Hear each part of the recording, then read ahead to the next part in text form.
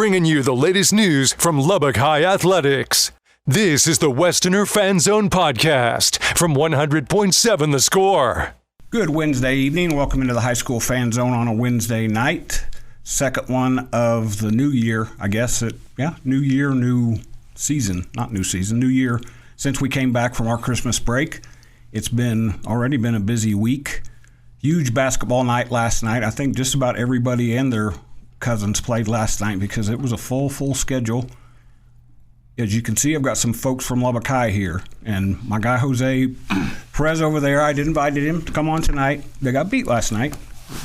My guy covered it, and it sounded like you guys climbed out of a hole, did some good things. We texted me today, said, you still want me to come on? We lost. Heck yes, I still want you to come on. I'm not going to change my mind on that. So I want to get into what the Westerners are, where they need to get. But I'm going to kind of take a poll here for these. First of all, Jose, introduce your two assistant coaches. We got Kevone Hargrove, who's been with me from the start. And then we have Monique Blanco, who just joined us at break. But anybody that has I've told, the story, Coach Blanco was one of the first people that called me when I took the job. And I told her in my contract, it states that I only take it if she comes to be a part of my staff. Nice. Went to school with her, got a lot of respect for her. Has been very supportive through this process. She did a lot of our summer league games and team camps and fall league. So, I've always thought highly of her and felt comfortable with her and her role with the program. So we're finally able to get her on. All right, Monique, we'll put you on the spot. Where'd you come from? How did you wind up with Jose? So I went to Lubbock High with Jose. Make sure you're talking there. I don't want any moms or grandmas getting Yeah, absolutely. So I went to high school with Jose back in the day. Won't say how many years, but I know how long. You're holding up much better than him, or especially me. So we went to high school together. We played ball together at Lubbock High. I'm a Lubbock High girl.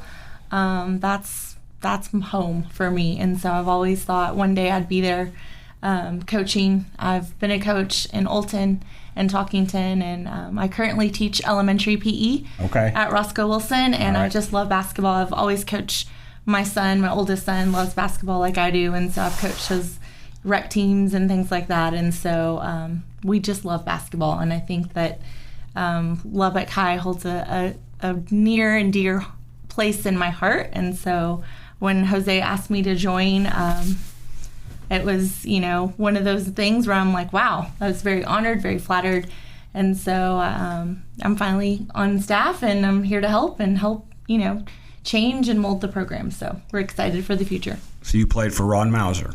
I played for Mauser. Okay. I played 1 year in JUCO at Frank Phillips, and got recruited to play at a D1 school, and by that time I was, done with basketball, but always knew there'd be some way that it would bring me back, and so here I am. And what years were you in Olton?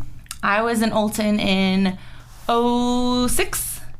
I took a middle of the year. There's no way she's as old as us, Jose. There's zero. If she's been coaching that long. I turned 42 yesterday. Nope. Yikes. I'm not buying it. Listen, she drinks a different type of water than we do. She drinks the same cup my wife drinks. So the reason I ask about Olton is our producer in there is now the radio guy for the Olton Mustangs and Phillies. So good people in Olton. I still love Olton people. We'll talk between breaks. I know a lot. My wife's from Plainview, so there's a lot of Olton people that I've known through the years. You know Ron Mauser. You know who his son-in-law is, Coach. I just asked you that, and I'm blanking on it. Softball coach in Levelland now. Help me. Help an old dude out. He was your y'all's softball coach at Estacado. Yes. Holland, yes. I didn't realize that there was that connection because I knew Coach Mauser back then. That was Coach Vic, Coach Mauser. Mm-hmm. I didn't know this. I think I may have mentioned this. Trent Hilliard's coming on later with Friendship. And I think I found this out covering a game last year at Lubbock High. I looked up, I was reading the banners, and there's Trent Hilliard, assistant coach. Now, that was before you, right? I think he was probably the girls' coach at Cooper when you were. Yes. Okay. Yes. Trent tells me all the time, there's two Lubbock High guys. Sorry, Courtney. That's where you work now. So he tells me all the time that he's coached at Lubbock, Cooper, and Friendship with a ton of success, but that his favorite years as a coach were as an assistant coach at Lubbock High, kind of just the vibe that you get there. Mm-hmm. And we talked about that game I covered against Hereford.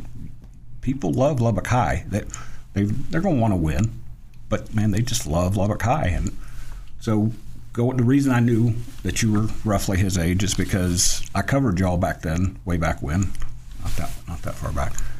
So Matt Porras is a good friend of mine. That whole football group was very fun to watch. Joe Loudermilk is one of my favorite people on earth. So, and my daughter's a senior at Lubbock High, so I'm not supposed to say this on radio. I'll probably get in trouble. I'm a little bit partial to Lubbock High just because when you walk in there, it just drips with all that history and tradition. Right. And this dude, I'm going to make him blush. You two get a part of this too. Your quote last night to my guy that covered the game for HubCityPreps.com, it's going to happen. It's going to happen. It's taken some time, but it's going to happen because I've watched you coach and I've watched those kids and how they kind of have embraced things. So you lost last night to Coronado, which Coronado is a team that's they're starting to put it together a little bit. This is year 2 with Lee Scott, and they're kind of starting to put things together a little bit. Still looking for that district win, and I know I've got the schedule here right in front of me. You guys play Plainview. We're at Plainview on Friday, and then we're at Caprock on Tuesday. A couple chances right here, and no offense to either one of those teams, but those are two teams that are still trying to kind of figure it out in your tough as a bear district. I'm going to get you to talk here in a minute, I promise. I got to mention who his basketball coach was, who I didn't know until last year when I think you guys were here. Right. And we found out who he played for in high school. So he played for a legend too. So going up to Plainview, as I said, my wife's, that's not an easy place to play. I don't think they'd pay their light bill or something because it's always dark in there. Yeah, it's dark. But I have a hunch your guys are going to come out and play well. So coming up on a break, this is the High School Fan Zone on 100.7 The Score. I think I skipped over saying any of that before, but now I'm saying it here. Coming up on a break, we're going to talk more Lubbock High basketball, a little bit more about a busy night in the city and an incredible game I watched last night. I'm Randy Rosetta. This is the High School Fan Zone on 100.7 The Score. Diving headfirst into Lubbock High athletics, you're listening to the Westerner Fan Zone on 100.7 The Score and the 100.7 The Score mobile app. Welcome back in. This is the Westerner Fan Zone on 100.7 The Score. I mentioned that Lubbock High last night. Lee Scott just walked by. He's coming in to talk about their win. See, I'm equal. I'll get you guys both to talk about it. But I want these two guys to talk about something different because they coach with Tony Wagner at Estacado the last few years.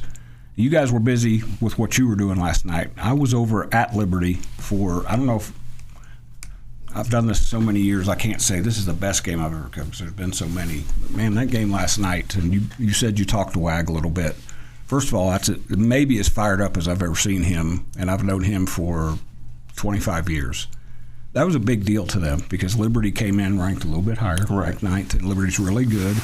That was not that playoff atmosphere. I mean, you're gonna have to play better when you get in the playoffs, even than they did, but I'm going to phrase this, I want to be careful about this because you guys have some work to do, but how excited are you going to be when the Westerners are in those games? Because you were there when Lubbock High was a playoff team on a regular basis. How excited for both you guys, all three of you, to get Lubbock High to where you're playing in those games that people are talking about the next few days? I'm excited. Like I've said before in the show, like, you know, you get a sense of pride when you're coaching and you're, you know, pouring into these kids. We have a fan base that supports us, you know, and we're not even winning right now. You know, we still have a packed house.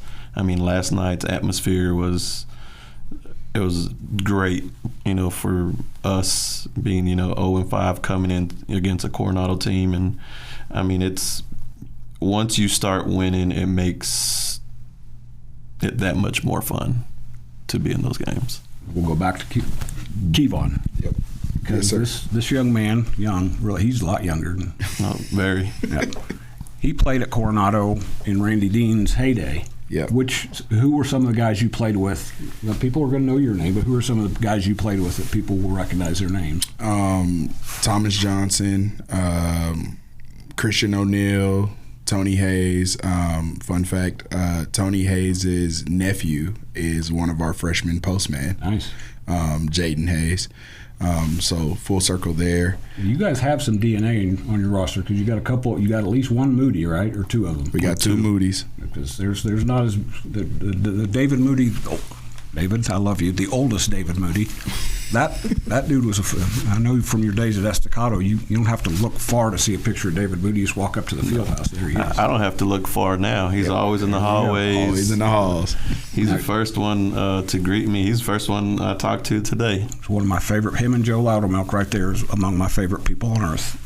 Your days at Coronado, I know Coach Dean. He didn't get to state with Coronado, did he? No, I think pretty deep. We got to the regional tournament. My group got to the regional tournament, and then the group after me also got to the regional tournament, and I think that was about it.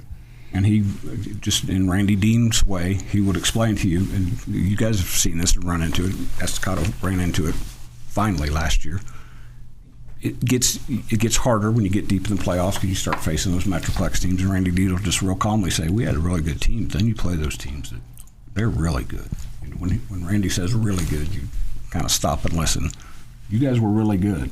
Yes, sir. What have you taken from him? What you coached with two Hall of Famers now? A Hall of Fame person who's working on the basketball part. Yes, sir. What did you take from Randy that's helped you in your young coaching career? What I've taken from all of the people that I've been under, blessed to sit under, is brick by brick. Like, even on the hardest days, you just got to build it.